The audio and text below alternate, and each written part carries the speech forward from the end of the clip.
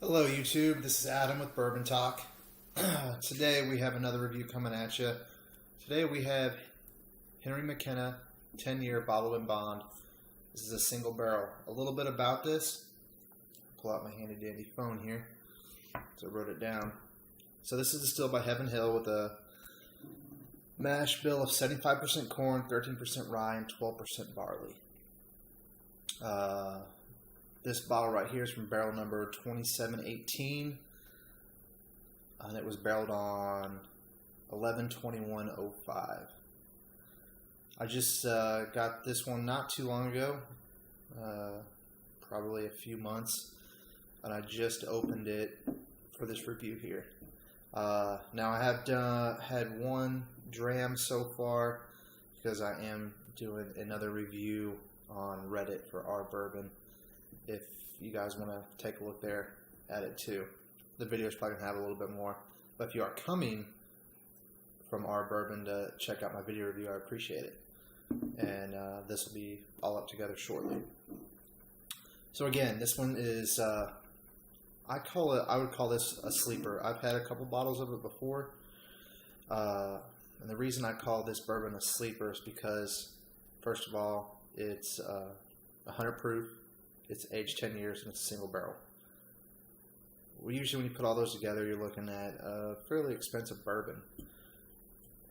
This one comes in at sometimes under $30. I think I paid right at $30 for this one. And it's really one of the first bourbons that I started drinking, and it really got me into bourbon. It was actually my father-in-law cracked this open one year, and I've enjoyed it ever since. And unfortunately, I can't get it around here. I always end up having to pick it up at a liquor store back home in Missouri. But that's really about it. I don't know why I said but. Let's just get right down to it. I've already poured a dram here. So the color on this, if you can see that, it's almost like I call it like a light amber. It's not dark at all. It's actually pretty beautiful in the glass. Now for the nose.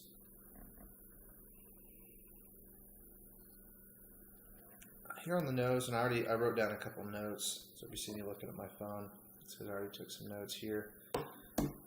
I get the corn, I call it almost like a sweet corn. Kind of smell some vanilla, the oak's in there.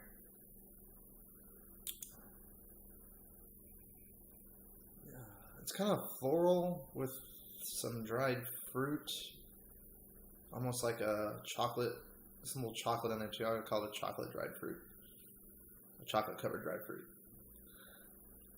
Overall, the nose, quite pleasant.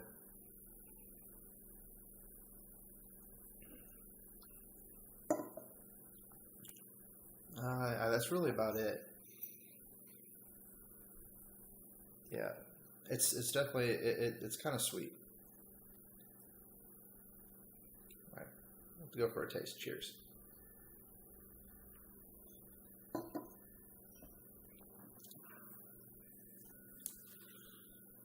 So right off the bat, the taste is pretty sweet.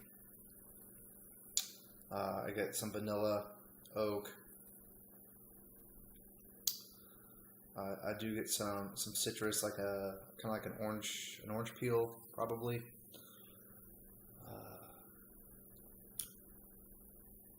It's a little spicy.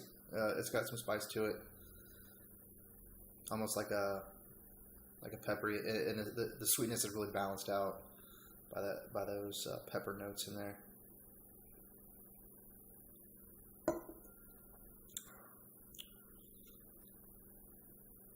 The finish, I call it probably a medium long finish.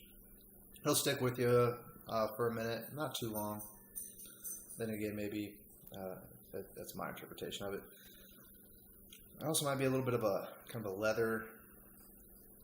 leathery taster also at the end. Overall, it's a wonderful bourbon, and I hope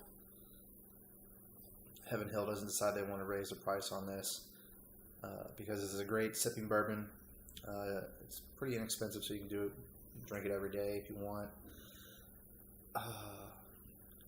Another thing I'll actually bring up, and I got it sitting right over here, is I use this one kind of as a sipping bourbon, and when I do want to have like an old fashioned or a Manhattan or something, I know Manhattan is supposed to use rye, but I like to go to the little brother, just the Henry McKenna bourbon. Now this one, no age statement, nothing on it. It is 80 proof.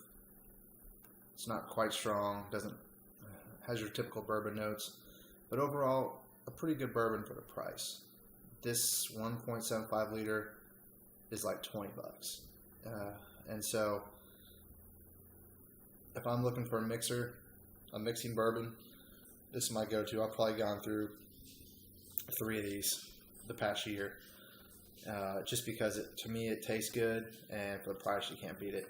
So that's my plug for just the Henry McKenna. If you don't agree, let me know about it. Let's add a little bit of water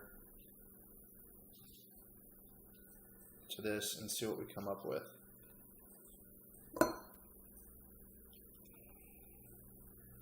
You get that caramel kind of opens up. You get a lot of vanilla. The oak's not as prominent. Quite floral. Let's give it a taste.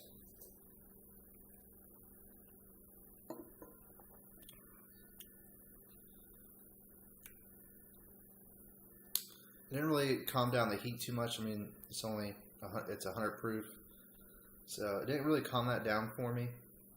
But it did open up some of the flavors a little more. I wouldn't say I'm getting any extra flavors, but it's a little more robust in the sense. So if you want to proof this down, you can. To me, I like it just the way it comes at 100 proof.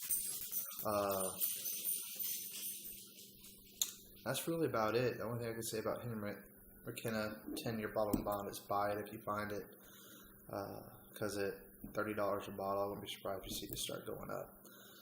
All right, that's all I have for you today. Thanks for listening.